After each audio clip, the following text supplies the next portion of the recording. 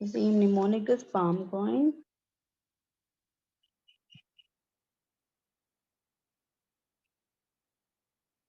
But coin का spelling COIN नहीं होगा, COIEN। ठीक है बच्चों। तो पाम कॉइन इसमें पाम अलग से है, कॉइन अलग से है। पाम स्ट्रक्चरल को बिलोंग करता है, कॉइन जो है फंक्शनल को बिलोंग करता है। ठीक है बच्चों। पाम में P for polyp, A for adenomyosis, L for leiomyoma, M for malignancy।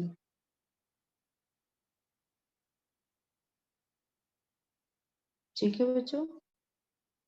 Polyps, adenomyosis, leiomyoma and malignancy। And coming to the coin functional cases, it is ovulatory, उसमें पहले C आता है coagulation disorders या coagulation problems। O is ovulatory, I is iatrogenic।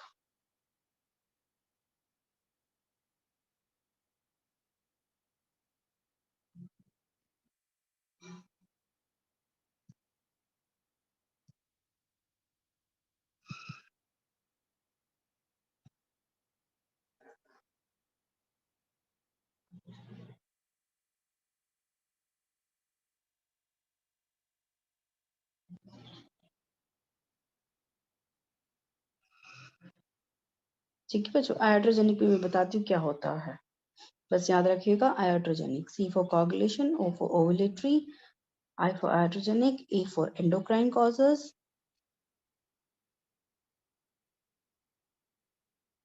and even endometrial causes, दोनों भी आते हैं इसमें। और N is not yet classified। N माने it is not yet classified, unclassified कह सकते हैं या not yet classified, मतलब उसको कोई क्लासिफिकेशन हम नहीं दे सके।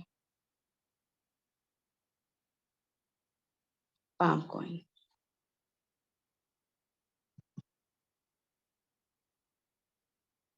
बहुत ही आसान है। Palm coin, P for polyp, ठीक है बच्चों, A for adenomyosis, L for leiomyoma, M for malignancy। Coin में C for coagulation disorders, O is ovulatory causes, I is iatrogenic causes, E is endocrine endometrial, N is for new, not yet classified। ठीक है बच्चों, not yet classified।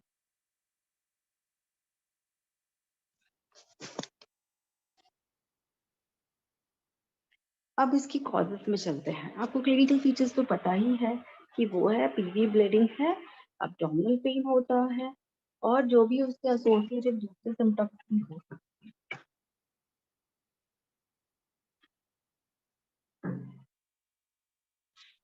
ठीक है बच्चों। PV bleeding, abdominal pen, ये important चीज है। और ब्लीडिंग भी कितना होगा बच्चों? अगर ये हैवी मेंस्ट्रुअल ब्लीडिंग की बात कर रहे हैं हम, तो ब्लीडिंग कितनी होगी? हमने यहाँ पर बताया More than 80. yes, beautiful, it should be more than 80 ml। ठीक है। So this is the criteria to say it's a heavy menstrual bleeding। हम सिर्फ AUB का एक पार्ट पढ़ रहे हैं बच्चों, that is heavy menstrual bleeding, और ये हुए उसके causes। ठीक है। अब causes को आप डिटेल में जानना चाहते हैं तो it will be like this।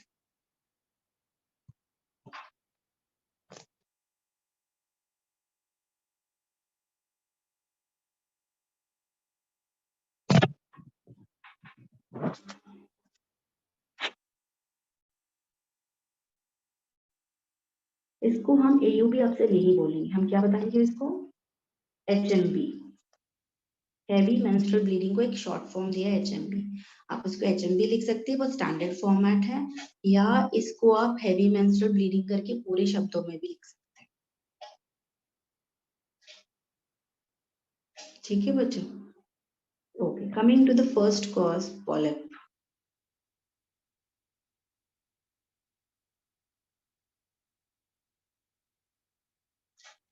Polyp में बच्चों इज बेसिकली एंडोमेट्रियल ग्लैंड जो होता है,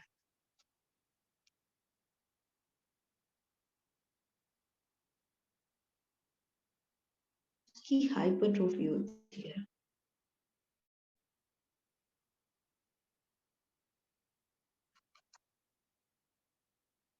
हाइपरट्रोफी माने वो ज्यादा सेल्स उसके बड़े हो जाते हैं और वो एक गांठ सा बन जाता है। Just show the picture.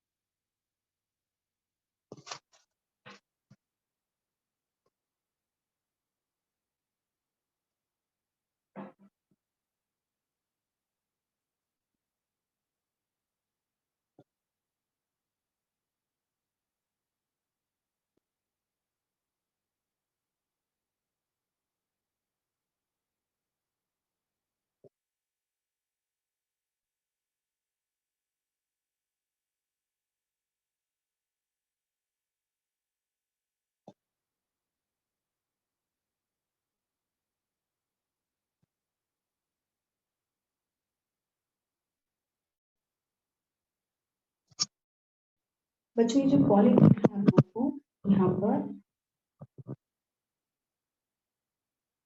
This is polyps. Polyps में क्या होता है? Those are nothing but hypertrophic endometrial glands। हमने कहा कि ये जो एंडोमेट्रियल ग्लैंड दिखते हैं आपको, वो बड़े हो जाते हैं ऐसे ऐसे, और ये बाहर की तरफ लूमेन की तरफ ये प्रोट्रूड करते हैं।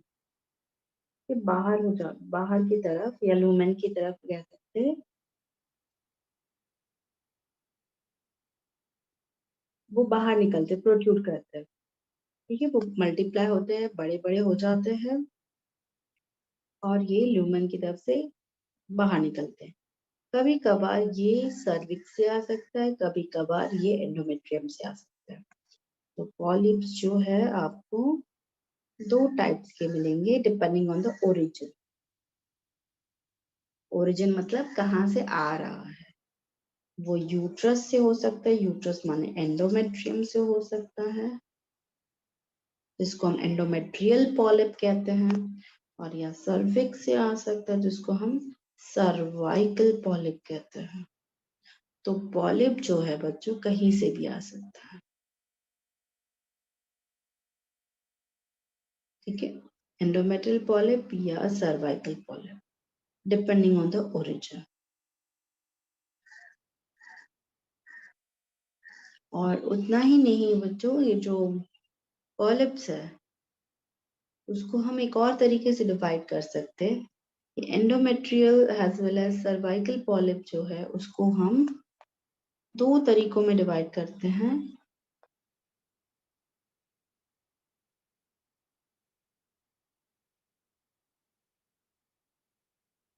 ससाइल, पेडंक्युलेटर।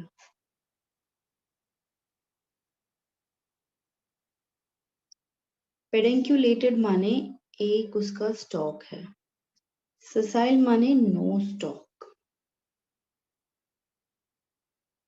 बस वही कैसे गार्ड जैसा है। और पेडंक्युलेटेड माने स्टॉक है।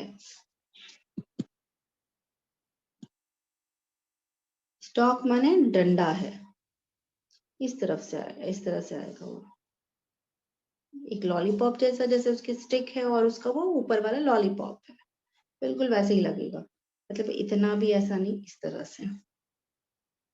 ठीक है, उसकी शेप थोड़ा ओवल टाइप का रहेगा, ऐसा नहीं कि फुल राउंड रहेगा, बस।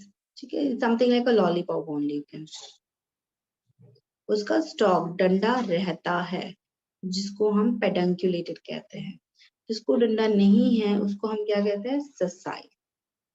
चाहे वो एंडोमेट्रियल पॉलिप हो या सर्वाइकल पॉलिप, जैसे कि यहाँ पर ये ससाइल पॉलिप है, क्योंकि इसके डंडे नहीं है। यहाँ पर आपको ये दिख रहा है, ये डंडा, स्टॉक।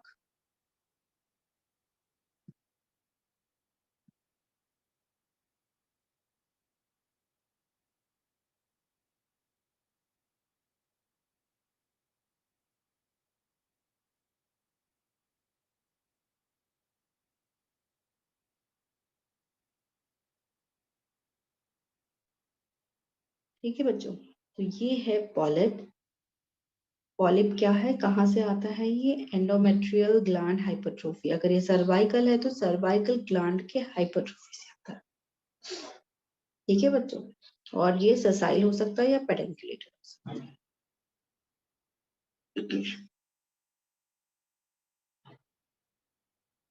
इसमें क्या होता है बच्चों, ब्लीडिंग ज्यादा होती है ऐसे कंडीशंस में। क्यों ज्यादा होती है, क्योंकि ब्लीडिंग, वो यूट्राइन ब्लीडिंग की हम बात कर रहे हैं या एंडोमेट्रियल ब्लीडिंग की बात कर रहे हैं बच्चों, बस इंक्रीज्ड,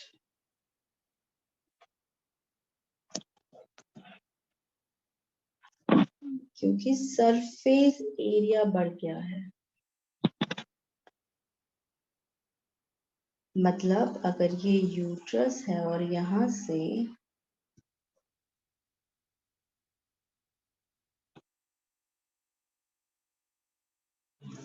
पॉलिप आ रहा है,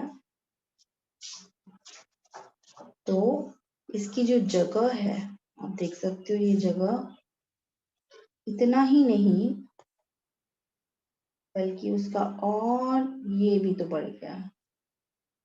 ये वाला पार्ट जो है इसको हम कहते हैं सरफेस एरिया।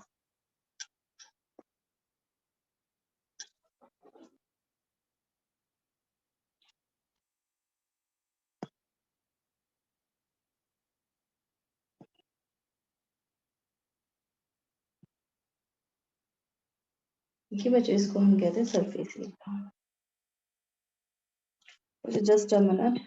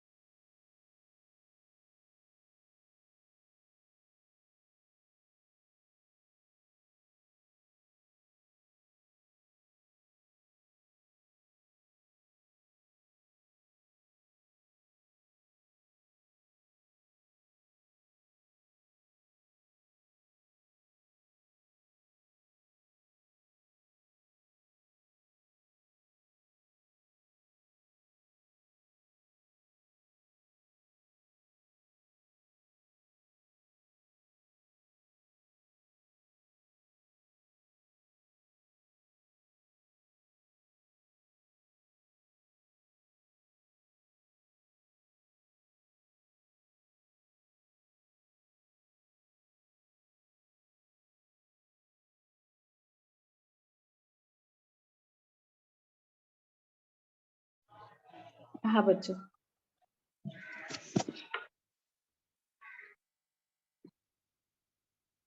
तो सरफेस एरिया इंक्रीज हो जाता है। तो जितना सरफेस एरिया इंक्रीज होता है बच्चों, उतना शेडिंग इंक्रीज होती है।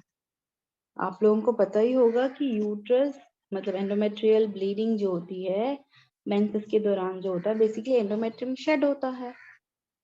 ठीक है, निकल निकल के वो, जैसे अगर आपने घर को पेंट किया है, उसमें पेंटिंग में पपड़ी आ गई है, तो वो धीरे धीरे उखड़ने लगता है। वैसे ही जितना बड़ा रूम उतना ज्यादा कचरा या उतना ज्यादा पेंटिंग करनी पड़ेगी, और जितना ज्यादा पेंटिंग उतना ज्यादा उखड़ेगा। वैसे ही यहाँ पर भी सरफेस एरिया बढ़ने के कारण शेडिंग बढ़ जाती है, जिसके कारण ब्लीडिंग बढ़ जाता है बच्चों। आई होप आप लोगों को ये प्रोसेस समझ में आ गया कि क्यों ब्लीडिंग पॉलिप में ज्यादा होता है, क्योंकि यही रीजन बहुत सारी चीजों में आती है।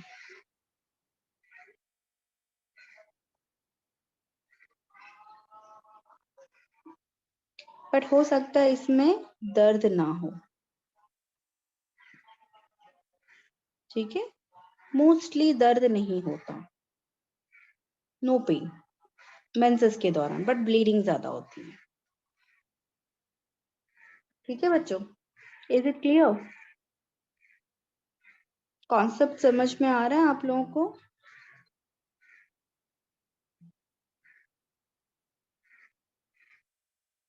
बच्चों कोई तो एक यस मैम तो बोल दो कि सो यस गए। मैम। चलो ठीक है।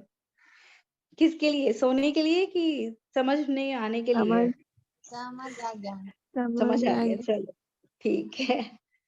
चलो यहाँ पर दूसरा कॉज पे चल रही है, पॉलिप था।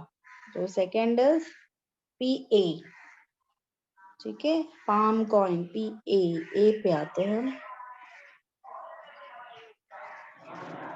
एडिनोमायोसिस, आप लोगों को पहले बताया था एडिनोमायोसिस होता क्या है? Yes ma'am. यूट्रस में क्या बेटा?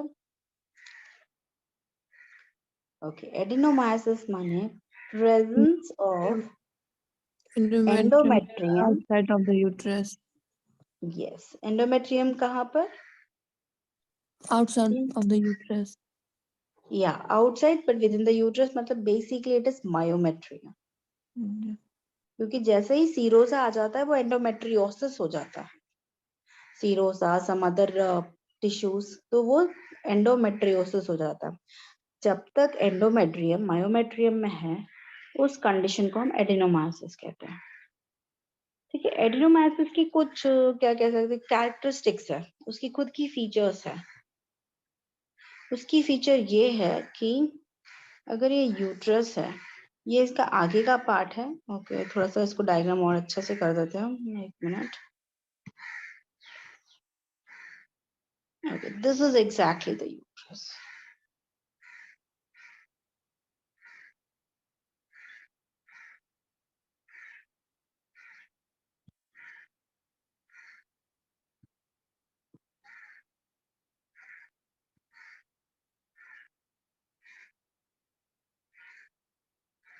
ओके, तो ये यूट्रस है बच्चों। तो दिस विल बिकम एंटीरियर क्योंकि यहाँ ब्लैडर होता है, right? B for bladder, U for uterus, और पीछे क्या होगा? बी एल लिख देते हैं इसको, रेक्टम, राइट? ठीक कह रही हूँ ना बच्चों? एनाटॉमी तो भूल गए क्या? Yes ma'am. चलो, तो this is anterior part, this is posterior part. ठीक है, दिस इज एंटीरियर और पोस्टीरियर, रेक्टम के पास जो आता है उसको पोस्टीरियर। इसकी खासियत ये है बच्चों कि ये जो मायोमेट्रियम है, ये मायोमेट्रियम है।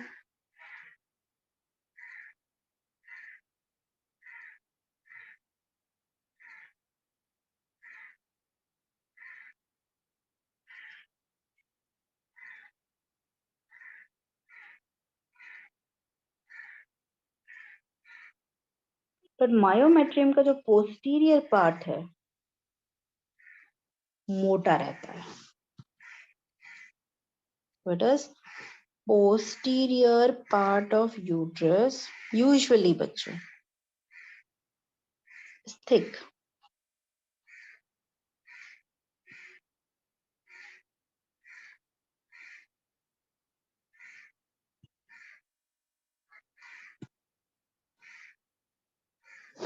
ठीक है बच्चों, posterior part of the uterus is thick.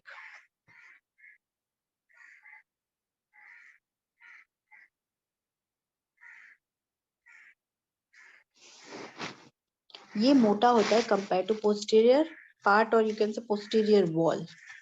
ये एंटीरियर वॉल बन गया. एंटीरियर वॉल इज थिनर, लगभग 1.5 गुना ज्यादा 1.5 टाइम्स मोटा रहता है compare to anterior wall. Thicker than anterior wall.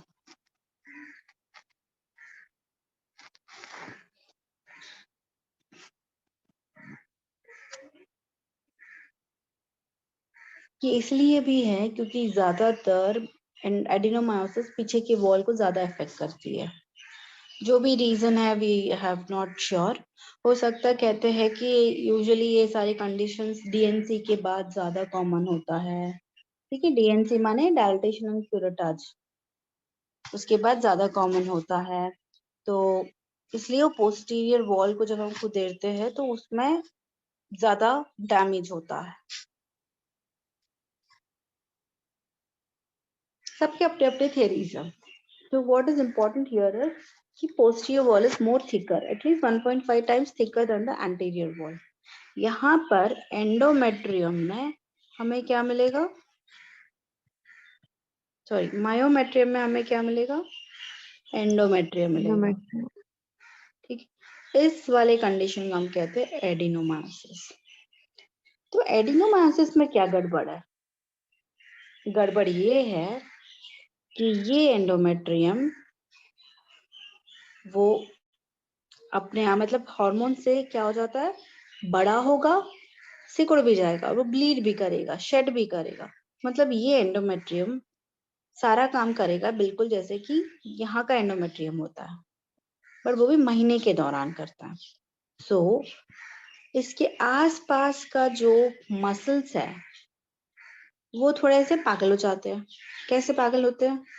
क्योंकि वो आपस में मिल नहीं पाते हैं तो वो कॉन्ट्रैक्ट नहीं कर पाते हैं, वो अपना काम करना छोड़ देते हैं. तो इसके आसपास का जो मायोमेट्रियम है, मसल्स है, वो काम करना बंद कर देता है. ठीक है बच्चों, तो उससे क्या होगा? कॉन्ट्रैक्शन तो हमें चाहिए, अगर नहीं कॉन्ट्रैक्ट करेंगे तो क्या होगा? ब्लीडिंग चलती रहती है, चलती रहती है, चलती रहती है. आपको एक टोटी चाहिए नल को बंद करने के लिए. अगर टोटी नहीं हो तो आप नल बंद कैसे करेंगे? ठीक है बच्चों, और ये टोटी वाला काम कौन करता है? मसल्स करते हैं, मायोमेट्रियल मसल. और ये पगला जाता है जैसे ही कोई बीच में घुस जाता है तो. ठीक है बच्चों, तो ये कहानी होती है उनमें. तो मायोमेट्रियम काम करना बंद कर देता है, वो कॉन्ट्रैक्ट नहीं करता है, जिसके कारण ब्लीडिंग होती है. ठीक है बच्चों, बिकॉज ऑफ दिस एंडोमेट्रियम बीच में आने के कारण, फूट पड़ने के कारण myometrium loses its function. But ये वहीं पर रहेगा बच्चों जहां पर एंडोमेट्रियल टिश्यू है. ऐसा नहीं कि यहाँ एंटीरियर पार्ट में गड़बड़ है जबकि पोस्टीरियर पार्ट में एडिनोमायोसिस है. जहाँ है वहीं काम नहीं करेगा, तो उसके आसपास की जगह. तो मायोमेट्रियम लूजेस इट्स फंक्शन, जिसके कारण डिक्रीज कॉन्ट्रैक्शन. ठीक है, जिसके कारण इंक्रीज ब्लीडिंग होगा. ये दूसरा कॉन्सेप्ट. Is it clear? दूसरा कॉन्सेप्ट क्या है? कॉन्ट्रैक्शन कम होने के कारण टोटी नहीं है तो नल बंद नहीं कर सकते. नल बंद नहीं करेगा करेंगे तो क्या होगा? पानी बहता रहेगा.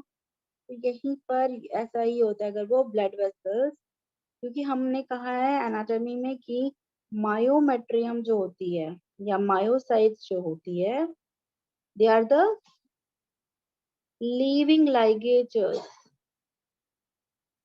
लिविंग लाइगेजेस माने, लाइगेजेस का क्या मतलब होता है?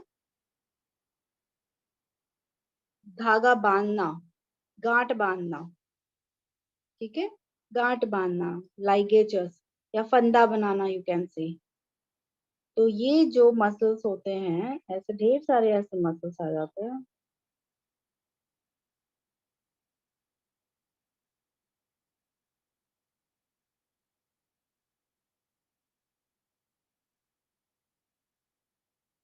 और यहाँ रहता है ऐसे वेसल। तो ये जब कॉन्ट्रैक्ट करता है तो उससे क्या हो जाता है, ये भी इसका मुंह बंद हो जाता है। तो मायोमेट्रियम क्या करता है? Myometrium is a, you can say myocytes, it's not myometrium. Myometrium तो पूरे को कहते हैं, मायोसाइट है वो।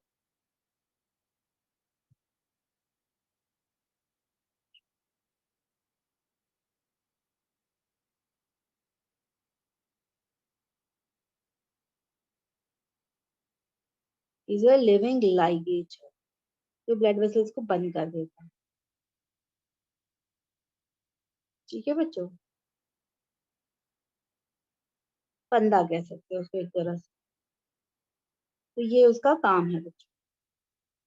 बट अगर ये फेल हो जाए तो ब्लीडिंग भी चलता रहेगा। अच्छा, अच्छा बच्चों, टाइम हो गया है। I just stop this topic here only. Gynae का बाकी का कल कंटिन्यू हो जाएगा। ओके बच्चों, तो सी यू टुमारो। बाय बच्चों।